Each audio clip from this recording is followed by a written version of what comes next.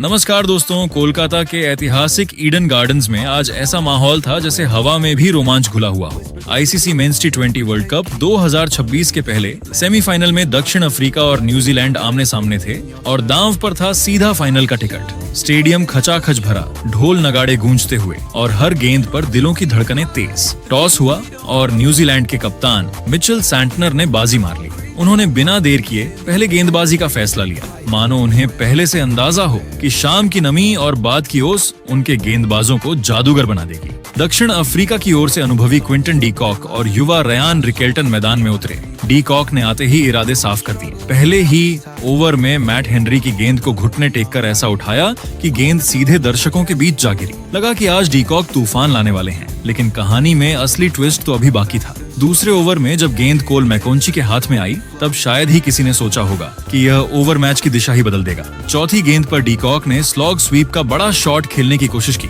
लेकिन गेंद बल्ले का किनारा चूमकर आसमान में टंग गई। मिड ऑन पर खड़े लॉकी फर्गुसन ने ठंडे दिमाग से कैच लपक लिया। पूरा स्टेडियम पल भर में शांत, और इससे पहले कि अफ्रीकी टीम संभल पाती, अगली ही गेंद पर रिकेल्टन भी जाल में फंस गए। हल्की सी शॉर्ट गेंद, कट का लालच और बैकवर्ड पॉइंट पर खड़े फिन अलेन के सुरक्षित हाथ। स्कोरबोर्ड पर सिर्फ 10 रन और 2 बड़े झटके।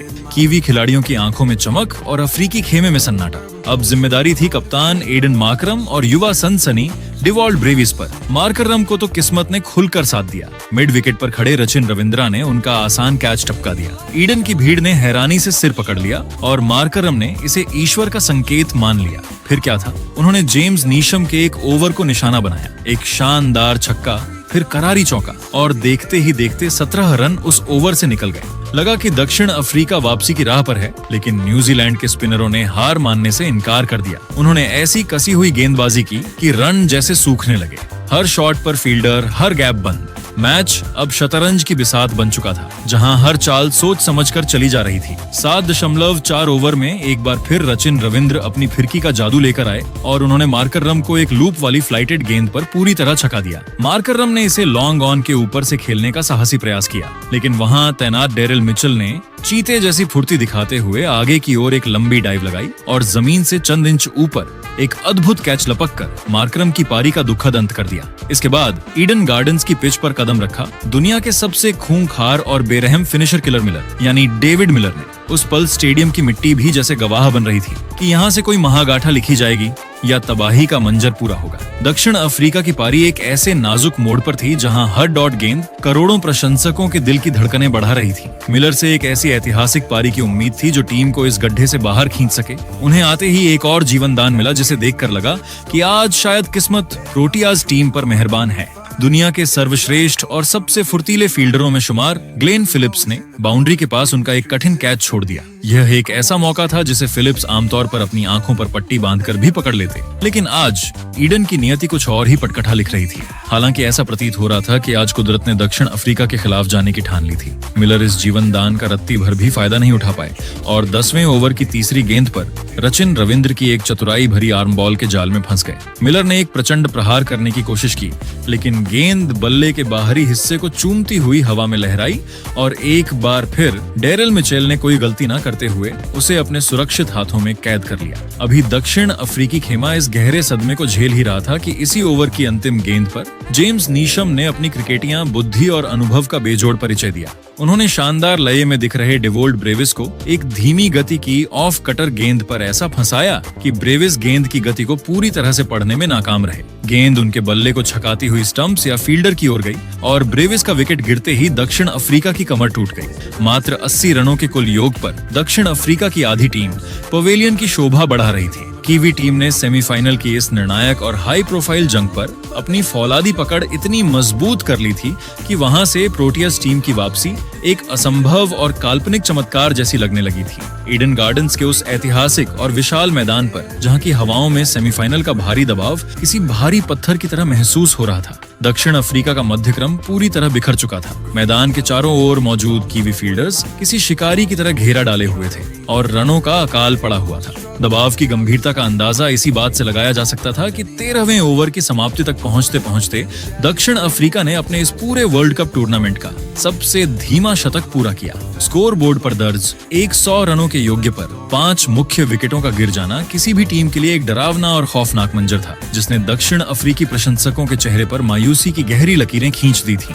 ऐसा लग रहा था कि चोकर्स का ठप्पा एक बार फिर इस टीम पर भारी पड़ने वाला है। लेकिन जब उम्मीदें दम तोड़ रही थी, तब दक्षिण अफ्रीका के 2 युवा और निडर योद्धाओं ट्रिस्टन स्टब्स और मार्को जॉनसन ने ईडन की पिच पर खूंटा गाड़कर मोर्चा संभाल लिया। इन दोनों ने अपनी रणनीति में बदलाव किया और जानते थे कि अब बड़े प्रहारों से पहले पारी को स्थिरता देना अनिवार्य है। उन्होंने शुरुआत में किसी अनुभवी शतरंज खिलाड़ी की तरह संभलकर बल्लेबाजी की और एक-एक रन की मदद से पारी की उन बिखरी हुई कड़ियों को जोड़ना शुरू किया जो कीवी स्पिनर्स ने तहस नहस कर दी थी। उनके बीच पनप रही इस सूझबूझ भरी साझेदारी ने कीवी कप्तान मिचेल सेंटनर की पेशानी पर बल डाल दिए थे। असली रोमांच और विध्वंस की शुरुआत तब हुई जब 16वें ओवर में न्यूजीलैंड के सबसे सटीक तेज गेंदबाज मैट हेनरी आक्रमण पर वापस आए। हेनरी ने जॉनसन को छकाने के लिए एक सटीक लेंथ गेंद फेंकी, लेकिन जॉनसन आज किसी अलग ही मूड में थे। उन्होंने अपनी फौलादी शक्ति का ऐसा बेजोड़ मुजाहरा पेश किया कि पूरा स्टेडियम एक पल के लिए सन्न रह गया। जॉनसन ने गेंद को अपनी रडार में आते ही बल्ला घुमाया और बिना गेंद की तरफ देखे, यानी एक शानदार और अविश्वसनीय नोलुक झड़कर गेंद को स्टैंड्स की अंतिम कतारों में पहुंचा दिया। जॉनसन का यह बेखौफ, अहंकारी और जादुई अंदाज ईडन में बैठे दर्शकों को मंत्रमुग्ध कर गया और पूरा स्टेडियम प्रोटियाज के गगन भेदी नारों से गूंज उठा। इस एक शॉट ने दक्षिण अफ्रीकी खेमे में खोया हुआ आत्मविश्वास वापस भर दिया था। कीवी कप्तान ने दबाव में आकर 17वें ओवर में गेंद जेम्स नीशम को थमाई, जो आज के मुकाबले में कीवी गेंदबाजी आक्रमण की सबसे कमजोर कड़ी साबित हो रहे थे। स्टब्स और जॉनसन ने इस मौके को किसी भूखे शेर की तरह दोनों हाथों से लपका। उन्होंने नीशम की दिशाहीन गेंदबाजी का जमकर फायदा उठाया। स्टब्स ने जहां अपनी कलाइयों के जादू से एक गगनचुंबी जड़ा, वहीं जॉनसन ने कवर्स और मिड विकेट के बीच से 2 कड़क और झन्नाटेदार चौके निकालकर इस ओवर से कुल 18 रन बटोर लिए। नीशम के इस महंगे ओवर ने न केवल रनों की रफ्तार को 7वें आसमान पर पहुंचाया, बल्कि इस अहम सेमीफाइनल में दक्षिण अफ्रीका की वापसी का जोरदार बिगुल भी फूंक दिया। अब ये हाई वोल्टेज मुकाबला एक बार फिर बराबरी के मोड़ पर खड़ा था। ईडन गार्डन्स में अब केवल दक्षिण अफ्रीकी प्रशंसकों का उत्साह चरम पर था, जो अब अपनी टीम से एक विशाल और अपराज्य स्कोर की उम्मीद में झूम रहे थे। ईडन गार्डन्स के उस ऐतिहासिक मैदान पर, जहां की हवाओं में सेमीफाइनल का दबाव साफ महसूस किया जा सकता था। रोमांच की असली पराकाष्ठा तब देखने को मिली जब खेल 18वें ओवर में दाखिल हुआ। कीवी कप्तान ने अपने सबसे भरोसेमंद और रफ्तार के सौदागर लॉकी फर्ग्यूसन को गेंद थमाई। फर्गुसन ने अपनी चतुराई का ऐसा प्रदर्शन किया जिसकी उम्मीद दक्षिण अफ्रीकी खेमे को नहीं थी। उन्होंने क्रीज पर जम चुके ट्रिस्टन स्टब्स को अपनी एक मायावी और बेहतरीन स्लोअर डिलीवरी पर पूरी तरह चकमा दे दिया। स्टब्स ने बड़ा शॉट खेलने के लिए बल्ला तो घुमाया, लेकिन गेंद की गति भांपने में वे पूरी तरह नाकाम रहे और गेंद उनके डिफेंस को चीरती हुई मिडिल स्टंप उखाड़ ले गई। स्टंप्स के आउट होते ही ऐसा लगा मानो दक्षिण अफ्रीका की पारी एक बार फिर पटरी से उतर जाएगी। लेकिन इसके बाद जो हुआ, उसने क्रिकेट इतिहास के पन्नों में मार्को जॉनसन का नाम स्वर्णिम अक्षरों से लिख दिया। ईडन गार्डन्स के उस ऐतिहासिक मैदान पर जब ट्रिस्टन स्टब्स का विकेट गिरा, तो ऐसा लगा मानो दक्षिण अफ्रीका की पारी ताश के पत्तों की तरह ढह जाएगी। लेकिन इसके बाद मैदान पर जो मंजर देखने को मिला, उसकी कल्पना शायद किसी कीवी प्रशंसक ने भी नहीं की थी। स्टब्स के पवेलियन लौटने के बाद मार्को जॉनसन ने जैसे अकेले ही न्यूजीलैंड की पूरी सेना के खिलाफ किला लड़ाने का जिम्मा अपने मजबूत कंधों पर उठा लिया। उन्होंने अपनी लंबी बाजुओं और गजब की शारीरिक शक्ति का इस्तेमाल करते हुए लॉकी फर्ग्यूसन की अगली 2 गेंदों पर जो पलटवार किया, उसने पूरे स्टेडियम में शोर का एक ऐसा ज्वार पैदा किया कि लोग अपनी सीटों से खड़े हो गए। जॉनसन ने फर्ग्यूसन की गति को अपनी ताकत बनाया और लगातार 2 विशाल गगनचुंबी और आसमानी स्टैंड्स की अंतिम कतारों में जड़ दिए। इन प्रहारों ने न केवल कीवी कप्तान मिचेल सेंटनर को सोचने पर मजबूर किया, बल्कि स्टेडियम में मौजूद दर्शकों को दांतों तले उंगलियां दबाने पर भी मजबूर कर दिया। इन शानदार के साथ ही मार्को जॉनसन ने मात्र 18 गेंदों पर अपना पहला अंतरराष्ट्रीय टीबीज अर्धशतक पूरा किया। ये केवल एक हाफ सेंचुरी नहीं थी, बल्कि एक ऐसा धमाका था जिसने सेमीफाइनल के समीकरणों को हिलाकर रख दिया। यानसन की इस 183 के अविश्वसनीय स्ट्राइक रेट वाली आतिशी और प्रलयकारी पारी ने दक्षिण अफ्रीका को न केवल संकट के गहरे भंवर से बाहर निकाला, बल्कि उन्हें एक ऐसे सम्मानजनक और चुनौतीपूर्ण स्कोर की ओर धकेल दिया जो महज कुछ ओवर पहले तक एक धुंधले सपने जैसा नामुमकिन नजर आ रहा था। वानखेड़े की पिच पर अब दक्षिण अफ्रीका की उम्मीदें फिर से परवान चढ़ रही थीं। हालांकि इस सांस रोक देने वाले मुकाबले का ड्रामा अभी खत्म नहीं हुआ था। अंतिम ओवर की भारी जिम्मेदारी न्यूजीलैंड के सबसे अनुभवी और चतुर तेज गेंदबाज मैट हेनरी के कंधों पर थी। हेनरी ने डेथ ओवरों में अपनी गेंदबाजी की वह क्लास दिखाई जिसके लिए वे विश्व विख्यात हैं। उन्होंने ओवर की तीसरी गेंद पर कॉर्बिन बॉश के सामने एक ऐसी सटीक बिजली जैसी तेज और आग उगलती यॉर्कर डाली कि बॉश का बल्ला नीचे आने की कोशिश ही कर रहा था कि गेंद स्टंप्स की गिलियां बिखेरती हुई निकल गई।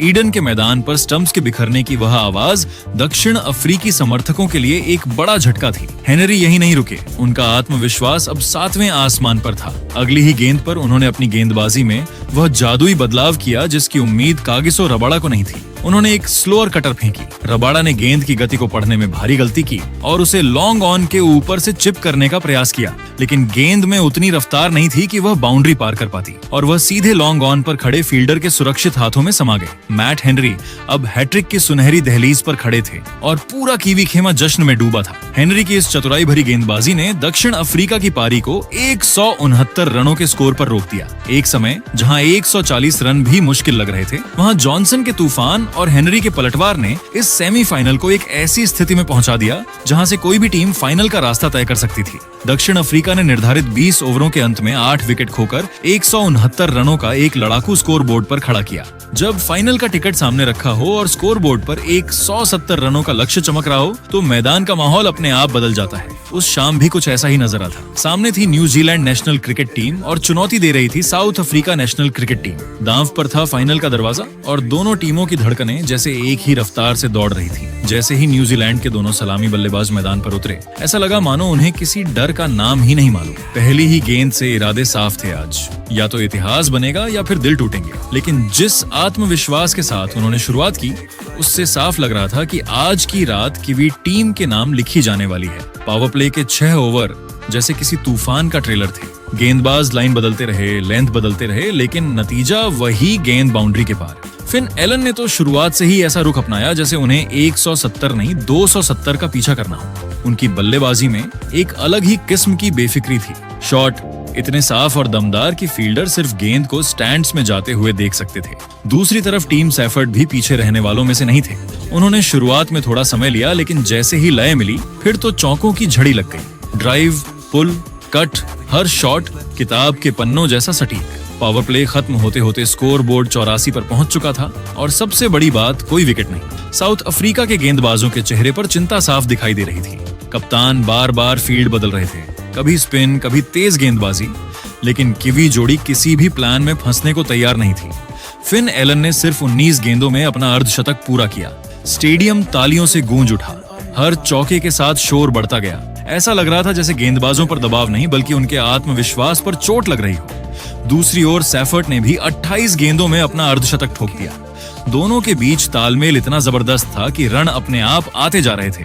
पहले विकेट के लिए 117 रनों की साझेदारी सेमीफाइनल जैसे बड़े मंच पर, यह सिर्फ आंकड़ा नहीं बल्कि बयान था। बयान इस बात का कि न्यूजीलैंड आज फाइनल के लिए पूरी तैयारी से आया है। लेकिन क्रिकेट में मोड़ कब आ जाए कोई नहीं जानता। 117 के स्कोर पर जब कागिसो रबाडा ने सैफर्ड को क्लीन बोल्ड किया तो एक पल के लिए सन्नाटा छा गया। गेंद अंदर आई, बल्ला चूका और स्टंप्स बिखर गए। सैफर्ड 33 गेंदों में 58 रन बनाकर लौटे, एक शानदार पारी जिसने जीत की नींव रख दी थी। रबाडा की आंखों में चमक थी, लेकिन काम अब भी बहुत बाकी था क्योंकि क्रीज पर मौजूद फिन एलन अभी भी उसी अंदाज में खेल रहे थे। और अब उनके साथ आए रचिन रविंद्र। रविंद्र ने आते ही 2 खूबसूरत चौके जड़ दिए। उनका अंदाज शांत था लेकिन इरादे उतने ही मजबूत। अब समीकरण बेहद आसान हो चुका था। आखिरी 9 ओवर यानी 54 गेंदें और सिर्फ 33 रन चाहिए थे। ये वही पल था जब अनुभवी टीमें घबराती नहीं बल्कि खेल को सलीके से खत्म करती हैं। न्यूजीलैंड ने भी वही किया। कोई जल्दबाजी नहीं, कोई बेकार का जोखिम नहीं। सिंगल, डबल, बीच बीच में चौका मैच धीरे धीरे उनकी मुट्ठी में आ गया। साउथ अफ्रीका की टीम जिसने पूरे टूर्नामेंट में एक भी मैच नहीं हारा था, अब बैकफुट पर थी। उनके चेहरे पर वही पुराना दर्द झलकने लगा। सेमीफाइनल की दीवार फिर सामने खड़ी थी। आखिरकार वो पल भी आ गया जब विजयी रन बने। स्टेडियम में कीवी खिलाड़ियों की खुशी देखते ही बनती थी। डगआउट से साथी खिलाड़ी मैदान पर दौड़ पड़े। ये सिर्फ एक जीत नहीं थी, यह फाइनल का टिकट था। अब नजरें टिकी थीं नरेंद्र मोदी स्टेडियम पर, जहां फाइनल मुकाबला खेला जाना था। दुनिया के सबसे बड़े क्रिकेट स्टेडियम में न्यूजीलैंड अपनी किस्मत आजमाने उतरेगा। साउथ अफ्रीका के लिए यह हार दिल तोड़ने वाली थी। पूरे वर्ल्ड कप में अजेय रहने के बाद सेमीफाइनल में हारना किसी भी टीम के लिए सबसे बड़ा झटका होता है, लेकिन क्रिकेट की यही खूबसूरती है, यहाँ एक दिन आपका होता है और दूसरे दिन किसी और का। इस मुकाबले में न्यूजीलैंड ने दिखा दिया कि बड़े मंच पर कैसे खेला जाता है। आक्रामक शुरुआत, मजबूत साझेदारी और फिर समझदारी से फिनिश, यही था इस जीत का असली मंत्र। अब फाइनल में क्या होगा ये तो आने वाला समय बताएगा, लेकिन इतना तय है कि जिस अंदाज में किवी टीम ने सेमीफाइनल में धमाका किया है वह किसी भी विरोधी के लिए चेतावनी है। तो दोस्तों, आपको क्या लगता है कि क्या भारत फाइनल में पहुंचने में सफल होगा? अपनी राय हमें कमेंट बॉक्स में जरूर बताएं और ऐसी अपडेट्स के लिए हमें सब्सक्राइब जरूर कीजिएगा। धन्यवाद।